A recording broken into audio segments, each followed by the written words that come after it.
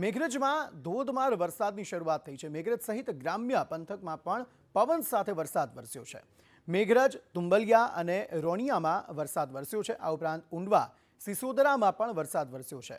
મગફળી, સોયાબીન અને કપાસના પાકને આ વરસાદથી હવે નુકસાન થઈ શકે છે।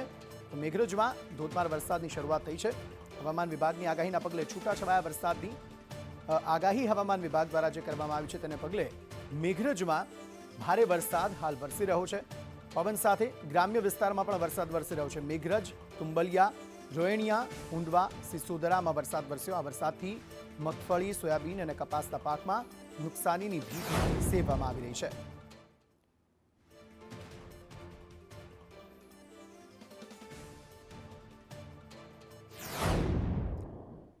તો વરસાદને લઈને હવામાન વિભાગે આગાહી કરી છે। રાજ્યમાં ચોમાસું વિદાય તરફ આગળ વધ્યું છે। રાજ્યમાં સામાન્ય વરસાદી ઝાપટા રહેશે તેવું હવામાન વિભાગનું કહેવું છે। આગામી 7 દિવસ આ સામાન્ય વરસાદી ઝાપટા આપણને જોવા મળશે। રાજ્યમાં ભારે વરસાદની શક્યતા સાવ નહીવત છે। આ ઉપરાંત સૌરાષ્ટ્ર, દક્ષિણ ગુજરાતમાં છૂટોછવાયો વરસાદ વરસી શકે છે।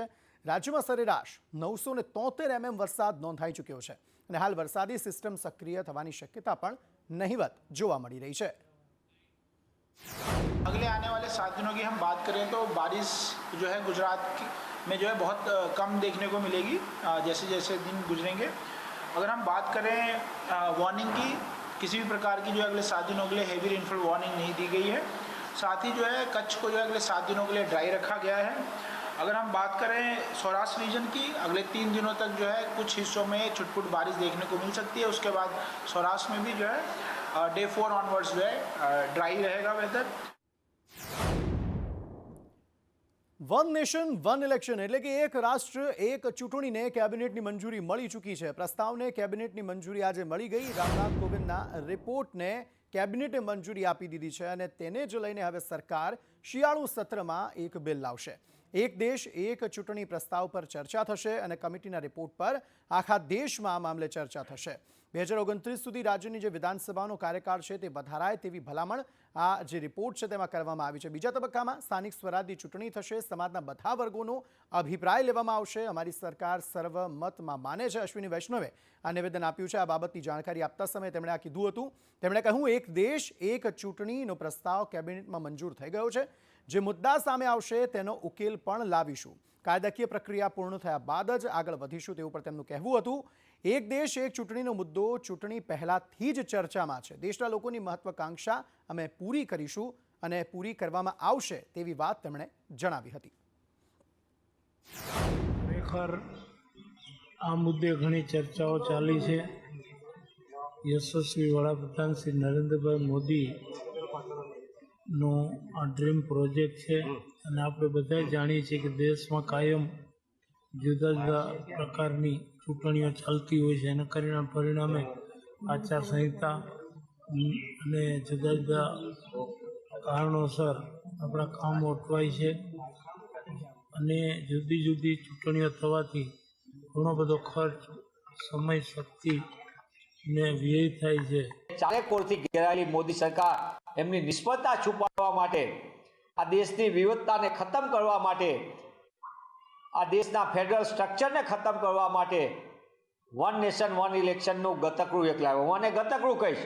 કેબિનેટે મંજૂરી આપી છે પણ આ ગતકડું એટલા માટે છે કે દેશમાં પેટ્રોલ ડીઝલના નામે 11 વર્ષમાં 35 લાખ કરોડની લૂંટ ચાલી।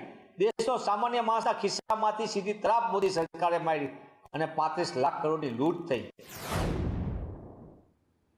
આ તરફ મહારાષ્ટ્રના ધારાસભ્ય સંજય ગાયકવાડના નિવેદનનો વિરોધ થઈ રહ્યો છે। ગુજરાત પ્રદેશ કોંગ્રેસના નેતાઓએ તેનો વિરોધ નોંધાવ્યો।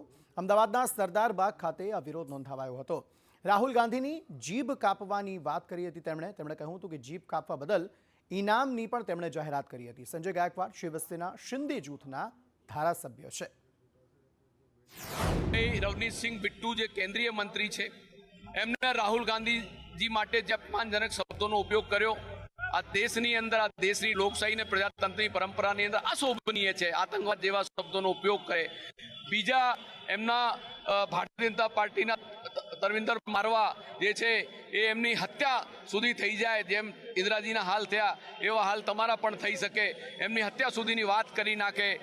મહારાષ્ટ્રના જે ધારાસભ્ય ભારતીય જનતા પાર્ટી સાથે જોડાયેલા સંજય ગાયકવાડ એવી વાત કરે કે જે રાહુલ ગાંધીજીની જીપ કાપીને લાવશે અને 11 લાખ રૂપિયાનું ઇનામ આપવામાં આવશે. અને આજે અમે કારંજ પોલીસ સ્ટેશનમાં પણ ફરિયાદ આપવાના છીએ.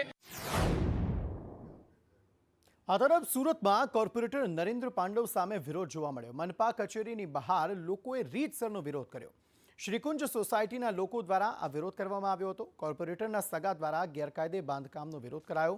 વિરોધ કરનારને જ મનપાએ નોટિસ અપાતા લોકોમાં રોષ જોવા મળી રહ્યો છે. લોકોએ સમૂહમાં આત્મવિલોપનની ચીમકી આપી હતી. અમે છેલ્લા 3 મહિનાથી ગેરકાયદેસર બાંધકામ અમારી સોસાયટીમાં બાજુમાં થાય છે એની વિરુદ્ધ અમે મહેનત કરીએ છીએ. લગભગ આ બધી નોટિસો અમે આપેલી છે, કોઈ પણ જાતની એક્શન લેવાતી નથી. એકવાર એક્શન કામગીરી બેને લીધી હતી, બરાબર છે, એટલે 3 મહિના જેવું કામ બંધ રહ્યું. પછી પાછું અત્યારે કામ ચાલુ થયું એટલે અમે અત્યારે લોકો પાસે ગયા ફરિયાદ લઈને કામ પાછું ચાલુ કર્યું છે. તો અમને મેડમે સામી નોટિસ ફટકારી કે તમારી સોસાયટીમાં ફાયર સેફટીનું પૂરું નથી. બાજુમાં ગોપાલ દર્શનમાં કામ કરે છે જે અનલીગલી 3.5 મીટર જગ્યા એટલે લગભગ 10.5 ફૂટ જગ્યા એને માર્જિંગની મૂકવાની હોય એ 0 લેવલે બાંધકામ કરે છે, જેની અમે રજૂઆત કરી એસએમસીમાં. આ કામ એસએમસીનું છે. એસએમસીએ નથી આંખ ઉઘડી છતાં અમે રજૂઆત કરી તો અમને અમુકના સામા ધમકાવે છે. આ તરફ ગીર સોમનાથમાં ટોલ નાકા શરૂ થતા પહેલા જ વિવાદ થયો છે. ટોલ નાકા વિવાદમાં હવે ધારાસભ્ય વિમલ ચુડાસમા પણ આવ્યા. તેમણે નિવેદન આપ્યું. ગીર સોમનાથમાં 60 કિલોમીટરમાં 3 ટોલ નાકાનો વિવાદ છે. પરિપત્રમાં ઉલ્લેખ હશે તો વિરોધ કરીશ તેવું ધારાસભ્યએ જણાવ્યું હતું. વેરાવળ, ડારી, સુંદરપુરા અને વેડવા ટોલ નાકાનો આ વિવાદ છે. પૂર્વ ધારાસભ્ય પુંજાભાઈ વંશ પણ આ મામલે વિરોધ કરી ચૂક્યા છે.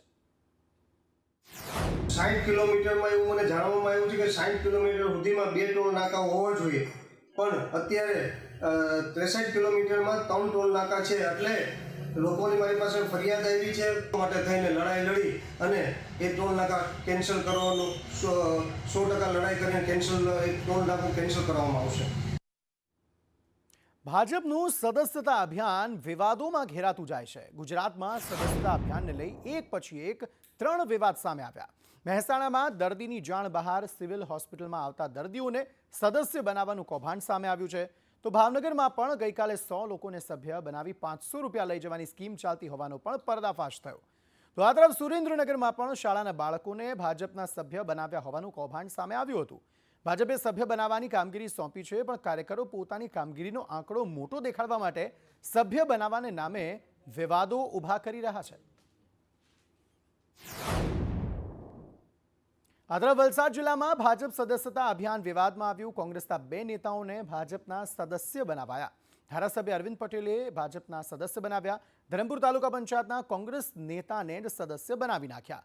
કોંગ્રેસના પૂર્વ કારોબારી અધ્યક્ષને પણ સદસ્ય બનાવ્યા. જિલ્લા કોંગ્રેસ મંત્રીને પણ ભાજપના સદસ્ય બનાવી નાખ્યાના આરોપ જે છે તે કરવામાં આવી રહ્યા છે. કોંગ્રેસના બંને નેતાઓએ દાવો કર્યો છે કે ખોટી રીતે ઓટીપી લઈને અમને સદસ્ય બનાવી દેવાયા. આગામી સોશિયલ મીડિયામાં બદનામી થઈ છે. આ ઉપરાંત ધારાસભ્ય અરવિંદ પટેલના કામને પણ અમે વખોડીએ છીએ તેવું તેમણે કહ્યું હતું. હું ભારતીય જનતા પાર્ટીનો સદસ્ય નથી અને રહેવાનો પણ નથી. અને મને જે માન્ય ધારાસભ્ય શ્રી અરવિંદભાઈ પટેલે જે બદનામ કરવાનું કાવતરું કર્યું છે એ તદ્દન વખોડવાને પાત્ર છે. 13/9/2024 રોજ અમે ધરમપુર સર્કિટ હાઉસ ખાતે હતા. તે વખતે અરવિંદભાઈ ત્યાં આવ્યા હતા એમના ફ્રેન્ડ જોડે, અને અરવિંદભાઈએ મારી પાસેથી મોબાઈલ લઈ એમના ફ્રેન્ડને આપી દીધો, અને પછી મારી સદસ્ય નોંધણી બીજેપીમાં કરી એ તદ્દન ખોટું છે. જે રમેશભાઈ એ વર્ષોથી કોંગ્રેસમાં એ કામ કરી રહેલા હતા. મેં એને કીધું કે તમે તો વર્ષોથી કોંગ્રેસમાં છો, તો એ કે એમાં શું થયું, કોંગ્રેસ ભાજપ બધું કરીને આપણે તો વિકાસ જોવાનો છે. એટલે એને હા પાડી, અને મેં ત્યારે પણ એમને કીધું કે જોજો હા, તમારા આગેવાન કોઈ આવે ને, તમે રાજેશભાઈએ જે નિવેદન આપ્યું તેવું નિવેદન તમે નહીં આપતા. ના એવું વળી હોતું હોય એમ કે. અને એમણે બીજા દિવસે એમાં કોઈ આગેવાનોને એ લોકોના ફોન આવ્યા હશે. અરે જવા દો ને એમ કે 50-60 લોકોના ફોન આવ્યા મારે એમ કે તે બાજુથી બધું એમ કે જવાબ આપવા પડ્યા. આ તરફ ક્ષત્રિય અસ્મિતા મંચની શરૂઆત થશે 20 સપ્ટેમ્બરે 10:30 વાગે મહાસંમેલન યોજાશે. કુળદેવીનું એક મોટું મંદિર બનાવવા માટે ચર્ચા કરવામાં આવશે. સમસ્ત ક્ષત્રિય સમાજના પ્રવક્તાનું નિવેદન. ભાવનગરના મહારાજા ત્યાં ઉપસ્થિત રહેશે. રાજાઓના વંશજો મંદિરો સાથે જોડાયેલા છે. સમાજના કોઈ ભાગલાની અહીંયા વાત જ નથી. જેમ નદીનું પાણી છેવટે દરિયામાં જ મળે છે, એમ રાજપૂત વિદ્યાસભા એક દરિયો છે કે જે પણ સમાજના હિતની વાત લઈને આવશે અથવા તો સમાજને ઉત્થાન અને પ્રગતિ કરે એ વાત લઈને આવશે, અને રાજપૂત વિદ્યાસભા હંમેશા પ્લેટફોર્મ આપશે અને સંકલન સમિતિ પણ અમારી સાથે જ છે. ભાવનગર મહારાજા કૃષ્ણકુમારસિંહજીએ જેમણે પહેલું રજવાડું સોંપ્યું હતું, તેમને ભારત રત્નની માંગ ઘણા વર્ષોથી પેન્ડિંગ છે, જે પરિપૂર્ણ થાય એની માટેનો પ્રયત્ન કરવામાં આવશે. ત્યારે સમાજ એકત્રીકરણ માટેનું આ મંચ છે.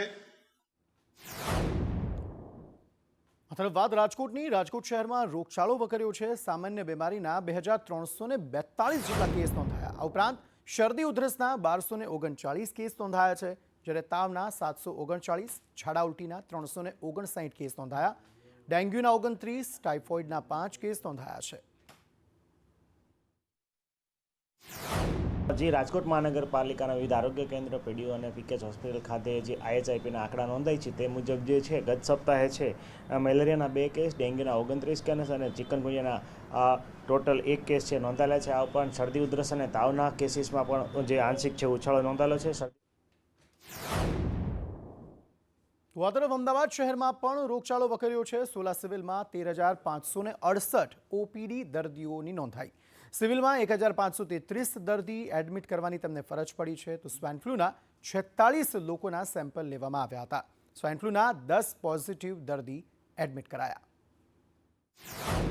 ભાદરવા મહિનામાં ઋતુગત બીમારી જોવા મળતી હોય છે. સામાન્ય રીતે ઇમ્યુનિટી ડાઉન થતી હોય એના કારણે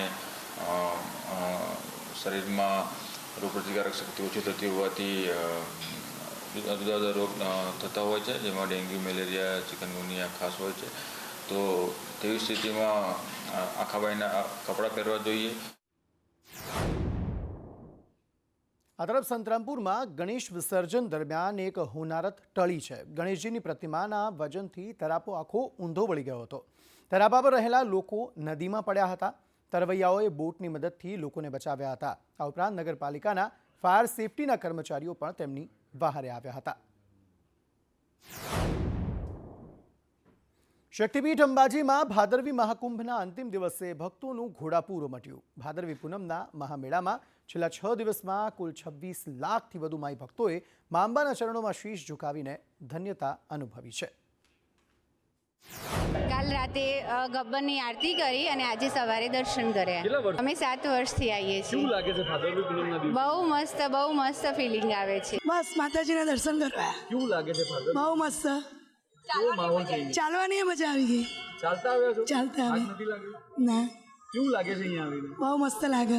અમદાવાદથી કચ્છની માતાજીના મંદિરમાં આવ્યા છે, એકદમ શાંતિ અનુભવાય છે, બહુ મજા આવી અને અમે ચાલતા આવ્યા હતા કોડાથી. આજે ભાદરવી પૂનમ અને ભાદરવી પૂનમને લઈને વિશ્વવિખ્યાત મા અંબાના ધામ અંબાજી ખાતે માઈ ભક્તોનું ઘોડાપૂર છે તે ઉમટેલું જોવા મળી રહ્યું છે. 7 દિવસીય ભાદરવી પૂનમનો મહાકુંભ છે તે છેલ્લા 6 દિવસથી ચાલી રહ્યો હતો. આજે મહાકુંભનો 7મો અને અંતિમ દિવસ છે. આજે ભાદરવી પૂનમના પર્વને લઈને આજે મહાપર્વ 7 દિવસનો જે હતો તેનો આજે અંતિમ દિવસ છે. અંતિમ દિવસે પણ લાખોની સંખ્યામાં માઈ ભક્તો છે તે મા અંબાના ચરણે શીશ ઝુકાવવા અંબાજી પહોંચેલા જોવા મળી રહ્યા છે. આપ દ્રશ્યોમાં જોઈ રહ્યા છો, વહેલી સવારથી જ મા અંબાના દરબારના ચાચર ચોકમાં ભક્તોની લાંબી કતારો લાગી છે. બોલ માડી અંબે, જય જય અંબેના નાદ સાથે આ માઈ ભક્તો છે તે માના ગર્ભગૃહ નજીક પહોંચી રહ્યા છે. જે પ્રકારે દૂર દૂરથી પગપાળા પહોંચેલા માઈ ભક્તો છે તે માઈ ભક્તો માતાના દરબારમાં પહોંચતા જ તેમનામાં ભારે ઉત્સાહ છે તે જોવા મળી રહ્યો છે. ધવલ જોશી, સંદેશ ન્યૂઝ, બનાસકાંઠા. ઉમિયા ધામ ઊંઝા ખાતે ભક્તોની ભારે ભીડ જોવા મળી. ધ્વજા મહોત્સવ અને પૂનમને લઈ ભક્તોની આ ભીડ જોવા મળી હતી. ચાચર ચોક જય જય ઉમિયાના નાદથી ગુંજી ઉઠ્યો હતો. દર્શન માટે ભક્તોની લાંબી કતારો અહીં જોવા મળી. 11,500 ધજા મા ઉમિયાના શિખર પર ભક્તોએ ચઢાવી છે. 12 લાખ ભક્તોએ મા ઉમિયાના દર્શન કર્યા હતા. તો આ તરફ યાત્રાધામ શામળાજીમાં ભાદરવી પૂનમની ઉજવણી કરવામાં આવી. શ્રાદ્ધ પક્ષમાં પિતૃતૃપ્તિ માટે શામળિયાજીના દર્શનનું અનેરું મહત્વ રહેલું છે. રાતથી શ્રાદ્ધ પક્ષ શરૂ થાય છે. દૂર દૂરથી મોટી સંખ્યામાં ભક્તો અહીં દર્શન માટે ઉમટી પડ્યા.